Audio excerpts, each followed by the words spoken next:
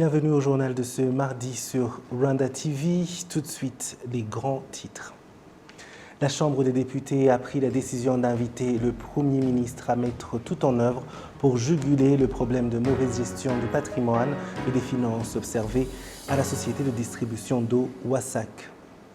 Le secteur privé rwandais affirme que la décision du gouvernement d'exempter d'impôts les matériaux de construction et les équipements industriels est un facteur important pour aider ces opérateurs à réaliser leurs objectifs d'investissement.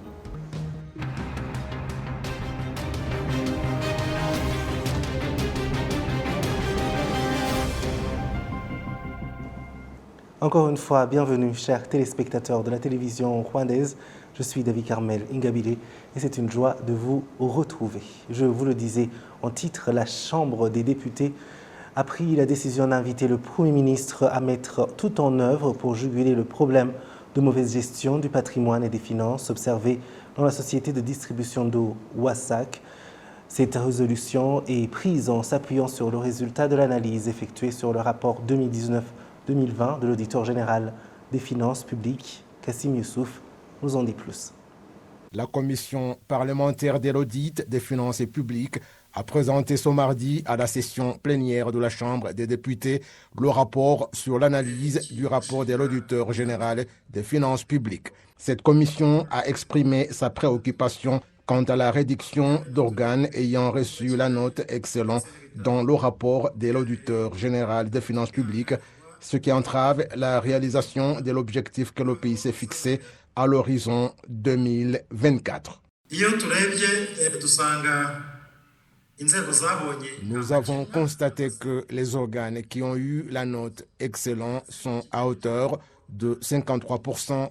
Et Madame la Présidente de la Chambre des députés, la Commission est préoccupée parce que le niveau de 53% est en train de diminuer, d'autant plus qu'au cours de l'exercice 2018-2019, il était de 56%, alors que l'objectif de NST1 est que les organes ayant la note excellent soient à hauteur de 80%, et cela montre qu'il y a encore du chemin à faire. L'analyse que la commission parlementaire de l'audit PAC a effectuée révèle qu'en général, 62 activités d'une valeur d'environ 216 milliards de francs rwandais n'ont pas été achevées dans le temps, ce qui veut dire qu'elles ont doublé par rapport aux activités en retard de 2018-2019.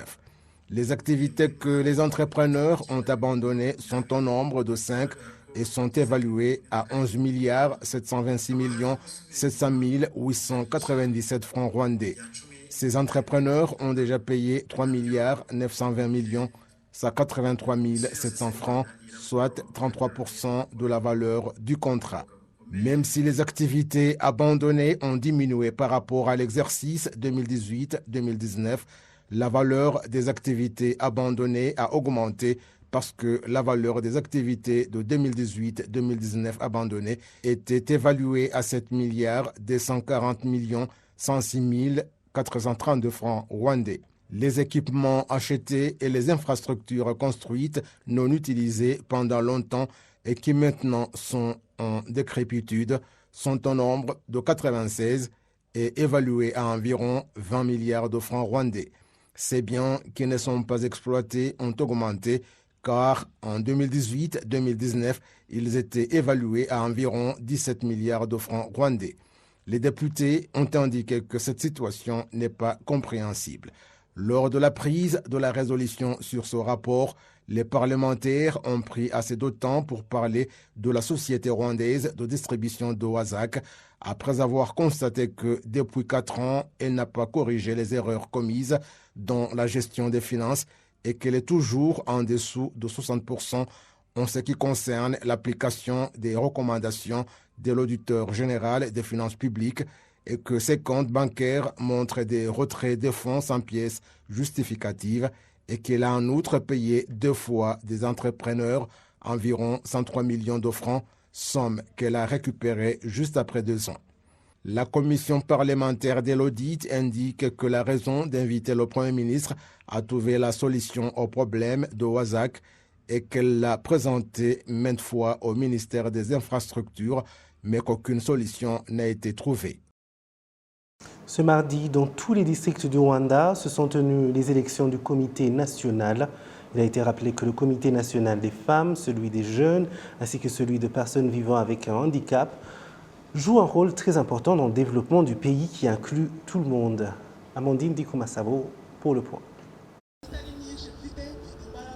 Mukando Hamari-Goret et ses collègues de différentes catégories qui ont respectivement élu leurs représentants ce mardi indiquent que le pas franchi par ce comité est appréciable, mais qu'il y a encore des projets qui devraient être soutenus comme il est de leur droit. Souvent, lorsque les femmes font face à des défis dans leurs projets, elles laissent tout tomber dans certaines situations, tandis que d'autres manquent de marché. Du coup, elles enregistrent une perte. Nous demandons à ce qu'il y ait un soutien pour vendre nos produits. Jusqu'à présent, il y a des fois où une personne est limitée parce qu'elle se déplace dans une chaise roulante et qu'elle doit attendre que quelqu'un d'autre la soulève. Mais ce n'est pas convenable, d'autant plus qu'il y a un droit qui régit la facilitation des personnes en situation de handicap. La jeunesse est la force du pays et sa contribution est très importante. Il serait appréciable qu'il y ait davantage de formations pour encourager les jeunes à créer des emplois et qu'ils reçoivent des fonds de la part des institutions financières. L'une des femmes qui ont été élues pour représenter les femmes de la ville de Kigali indique que la pandémie de Covid-19 a anéanti leurs projets et souhaite qu'on plaide dans leur faveur dans le cadre de la relance économique. Avec mes collègues, la priorité est de voir ensemble ce qui devrait être fait pour que les projets des femmes ne stagnent plus. La ministre du Genre et de la Promotion de la Famille, Bayisenge Jeannette, est revenue sur la contribution de ces comités dans le développement national. Ils contribuent dans plusieurs domaines. Nous leur demandons juste de continuer cette collaboration et comme ministère, nous leur garantissons tout le soutien possible. Ces élections se sont passées en toute tranquillité, bien qu'il y ait eu plusieurs discussions avant de choisir respectivement les représentants de divers comités. L'armée rwandaise affirme qu'elle n'a rien à voir avec les récentes attaques d'anciens combattants du M23 dans la zone de Tchanzu et Lunyoni du territoire de Rutshuru au nord Kivu. Un communiqué des forces armées rwandaises, RDF, a indiqué que certains médias et certains responsables régionaux ont déclaré que les anciens rebelles de M23 avaient mené des attaques depuis le Rwanda, une propagande visant à miner les bonnes relations avec le Rwanda, entre le Rwanda et la République démocratique du Congo. Le 7 novembre, un groupe d'hommes armés soupçonnés d'être rebelles du M23, donc vivant actuellement en Ouganda, a lancé une série d'attaques sur les zones de Tchanzu et Lunyoni. Notre confrère Jean-Pierre Kagabo s'est entretenu avec maître Gassominari Jean-Baptiste, qui analyse la situation dans la région des Grands Lacs, qui a déclaré que ceux qui blâment le Rwanda sont ceux qui ne lui veulent aucun bien. Suivez. Bon, le communiqué est clair. L'armée rwandaise nie toute implication. Elle dit qu'elle n'est mêlée ni de près ni de loin. Et elle va plus loin. Le communiqué va plus loin en donnant des éclaircissements, en disant que la faction du M23, qui serait responsable de ces attaques qui ont eu lieu dans la nuit des dimanche à lundi, que c'est une action de ce mouvement rebelle dont le Rwanda n'a pas sur son sort, dont le Rwanda n'a jamais accueilli et dont le Rwanda n'a jamais soutenu. Donc le communiqué est clair. Le communiqué dit clairement que l'armée rwandaise n'est liée ni de près ni de loin à cette attaque et qu'elle n'a apporté aucun appui ou un soutien à qui que ce soit. Alors, qu'est-ce que cela a à dire, à faire avec les relations qui se rétablissent entre le Rwanda et la République démocratique du Congo, mais aussi qui se détériorent entre le Rwanda et l'Ouganda? Je pense que les relations diplomatiques entre le Rwanda et le Congo et la République démocratique du Congo sont des relations diplomatiques de deux pays souverains, de deux pays qui ont des institutions qui fonctionnent, deux pays qui ont un dialogue permanent Et je ne pense pas qu'un incident isolé puisse vraiment saboter ces relations ou puisse apporter quelque chose, je dirais, de très significatif dans ces relations. Donc, pour moi, je pense que c'est vraiment un fait mineur qui ne devrait pas avoir un impact négatif dans ces relations, parce que les relations bilatérales entre deux pays signifient beaucoup plus que cet incident isolé. En rapport avec les brouilles des relations diplomatiques entre l'Ouganda et le Rwanda, je crois aussi que c'est quelque chose de plus important que cet événement qui a eu lieu. Cette attaque isolée des éléments des ex-M23 ne devrait pas être un prétexte pour exacerber ces mauvaises relations qui existaient ou pour le soigner. Moi, je pense que c'est un élément, c'est quelque chose d'isolé, c'est quelque chose qui ne devrait pas d'ailleurs prendre beaucoup de temps, que ce soit aux yeux des analystes ou aux yeux des experts de ces deux pays ou de la région. Début ce mardi de la visite du président de la Cour suprême de la Somalie, l'honorable Bachir Youssouf Ahmed, au Rwanda. À la tête d'une importante délégation, Youssouf Ahmed est au Rwanda en vue d'apprendre de l'expérience rwandaise en matière d'utilisation de nouvelles technologies dans le domaine judiciaire. Patrick Nilidandi pour plus de détails. Le président de la Cour suprême de la Somalie, l'honorable Bachir Youssouf Ahmed, indique que sa visite au Rwanda vise à connaître le fonctionnement et l'utilisation du système de gestion électronique des cas intégrés Integrated Electronic Case Management System, un système utilisé par les organes des secteurs de la justice au Rwanda et leurs clients pour déposer, recevoir, examiner, gérer des plaintes et des dossiers ainsi que pour exécuter des décisions de juridiction dans tout le pays.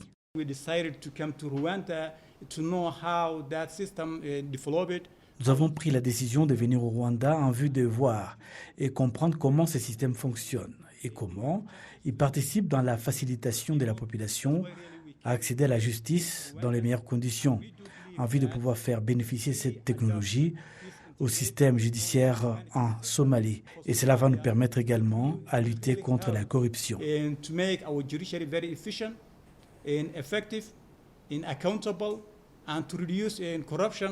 De son côté, le président de la Cour suprême du Rwanda, Dr Faustin Nteziryayo, a indiqué que la visite de son homologue somalien est la clé pour le renforcement des relations entre les deux institutions judiciaires. Il a expliqué que ce système a permis d'améliorer et augmenter les capacités des institutions judiciaires.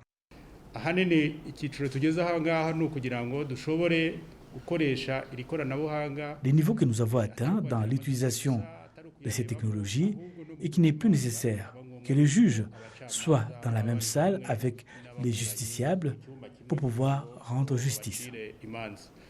Le système de gestion électronique des cas intégrés a commencé à être utilisé au Rwanda en 2016. L'État rwandais a décidé d'utiliser ce système en vue d'aider sa population à accéder à un service judiciaire de qualité à un temps record et en luttant contre la pauvreté. Le secteur privé rwandais affirme que la décision du gouvernement d'exenter d'impôts les matériaux de construction et les équipements industriels est un facteur important pour aider ces opérateurs à réaliser leurs objectifs d'investissement. Cela fait 11 mois que le gouvernement a décidé d'exenter d'impôts certains des matériaux industriels et de construction qui sont fabriqués dans le pays ainsi que ceux importés. Il s'agissait de soutenir le développement économique du pays qui avait été fortement touché par la pandémie de Covid-19. Certains fournisseurs de matériaux de base utilisés dans l'industrie et dans la construction sont satisfaits de cette décision. Maintenant que les taxes ont diminué, nous fixons également des prix bas pour les équipements que nous fabriquons et nos clients en achètent en quantité. Selon le rapport de la Banque nationale du Rwanda, BNR, d'août de cette année sur le développement du secteur financier, pour les 6 premiers mois de 2021, la production industrielle a augmenté de 9,7% par rapport à 1,9% au premier trimestre de 2020, avec le secteur de la construction en hausse de 14,4%. Straton Habyarimana, un économiste, affirme que les exonérations fiscales pour ces institutions ne constituent pas une perte pour le pays, mais apportent plutôt des avantages. Le gouvernement peut percevoir des impôts sur ceux qui sont employés dans ces usines et ceux qui travaillent dans les projets de construction, compensant ainsi les impôts qui ne sont pas facturés sur ces équipements. De cette façon, nous exportons de nombreux produits vers d'autres pays, ce qui permet au Rwanda de gagner plus de devises étrangères et d'élargir ses horizons en termes d'affaires avec d'autres pays. Parmi les exonérations fiscales figure la construction d'une usine d'une valeur de 1 million de dollars ou plus, les projets de transformation agricole d'une valeur de 100 000 dollars ou plus, les projets de construction générale avec un investissement d'au moins 10 millions de dollars. En octobre de cette année, plus de 45 projets d'une valeur de 920 millions de dollars avaient été approuvés pour une exonération fiscale offrant plus de 11 500 opportunités d'emploi selon le Rwanda Development Board, RDB. En 2020, le pays avait un investissement de 1,3 milliard de dollars contre 2,4 milliards de dollars américains. Le journal continue sur la télévision rwandaise. Merci d'être avec nous. Certaines personnes se plaignent de devoir se rendre à l'hôpital pour récupérer les médicaments de leurs proches qui souffrent de maladies non transmissibles. Notre consoeur Akimana Latifa en a rencontré à l'hôpital général de Kibungo. Il demande qu'ils puissent récupérer ces médicaments au centre de santé qui leur sont proches. Kassim Youssouf nous en dit plus. À l'hôpital de Kibungo, Mukarukundo Aïda est en compagnie de son enfant de 9 ans qui souffre d'épilepsie. Elle doit venir à l'hôpital prendre les médicaments. Je suis venu depuis le secteur de Jarama. Je viens souvent ici prendre les médicaments de mon enfant et mon souhait est qu'on nous facilite pour que nous puissions prendre les médicaments au centre de santé. Le trajet depuis Jarama est très cher. Même si l'on ne demande pas à Nakawanyura Alexis de venir avec son enfant de 13 ans à l'hôpital, il indique qu'il éprouve de la peine à venir chaque mois récupérer ses médicaments. Cela fait un moment que je viens ici chaque mois prendre des médicaments, environ 4 ans. Je prends le comprimé d'Epakine 500 mg. Le souhait est que ce médicament soit distribué au dispensaire de la place d'où je viens à Zaza. Le ticket aller-retour est 2000 francs. Avec les frais de soins, on débourse presque 5000 francs chaque mois et je souhaite qu'on nous facilite la tâche en distribuant ce médicament au centre de santé de Zaza. Le ministère de la Santé indique qu'il est temps pour parler avec d'autres partenaires pour que les patients souffrant de troubles mentaux puissent prendre les médicaments au centre de santé. Les patients qui souffrent de l'épilepsie reçoivent particulièrement la Dépakine comprimée. Le porte-parole du ministère de la Santé, Julie Mahoro Ningabira, indique que ces comprimés sont chers et ne sont pas encore catalogués comme médicaments essentiels qu'on distribue au centre de santé.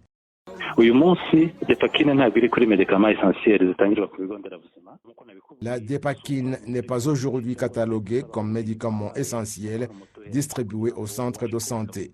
Ce n'est pas parce que c'est un médicament compliqué ou qui nécessite des connaissances poussées, mais parce que c'est un médicament cher. Pour qu'on puisse le distribuer au niveau des centres de santé, il faut que le gouvernement collabore avec tous les partenaires.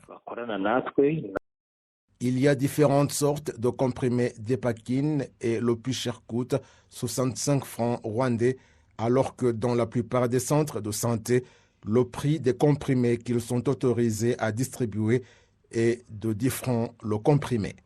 Il y a cependant certains centres de santé qui les distribuent avec l'aide des partenaires du ministère de la Santé et d'autres les achètent pour faciliter leurs patients, surtout que le service de santé mentale a été décentralisé au niveau de centres de santé.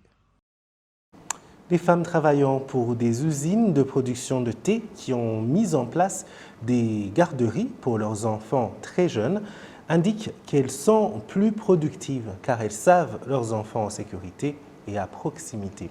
Amandine Dikoumassab.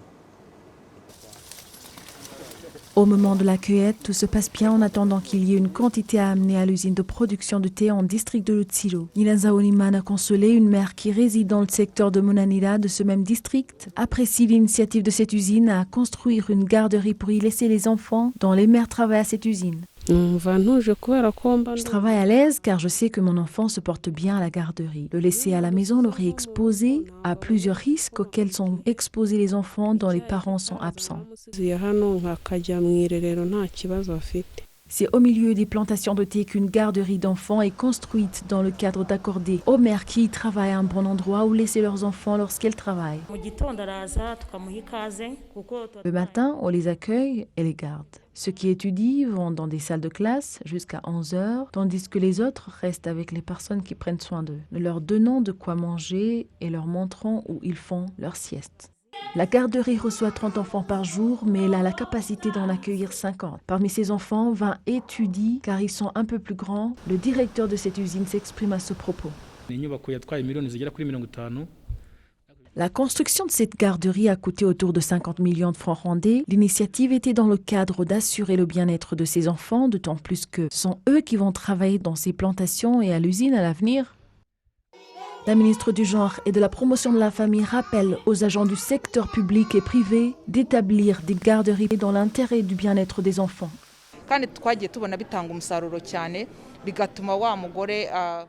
On a observé que c'est productif dans le sens qu'une mère est à l'aise quand elle travaille et dans d'autres responsabilités familiales. Nous avons insisté sur les usines de thé, mais même d'autres institutions comme les banques ou les industries devraient faire pareil.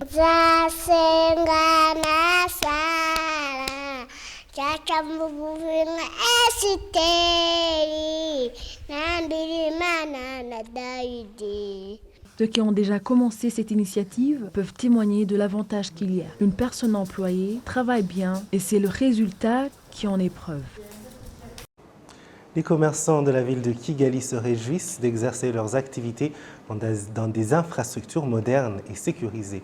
Pour l'administration de la ville de Kigali, la construction de ces infrastructures modernes vise à combattre plutôt l'anarchie en répondant au nouveau plan directeur de la ville de Kigali. Patrick Nilidandi nous donne les détails. Irakandi Nkabandi Clémentine vient de totaliser 37 ans en tant que vendeuse au marché de Nyarugenge. Elle indique que ce marché n'a rien à voir avec celui des années 1984. En 1984, quand je commençais cette activité, c'était une anarchie totale ici. Nous étions comme des sauterelles, les uns sur les autres.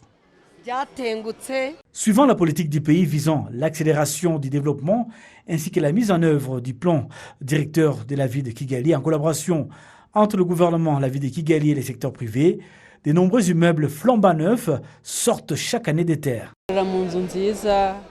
Nous travaillons dans un bâtiment moderne et propre. Notre travail est révalorisé grâce à un environnement approprié. C'est vraiment ça le développement. La plupart des immeubles modernes construits dans la ville de Kigali est l'œuvre des privés.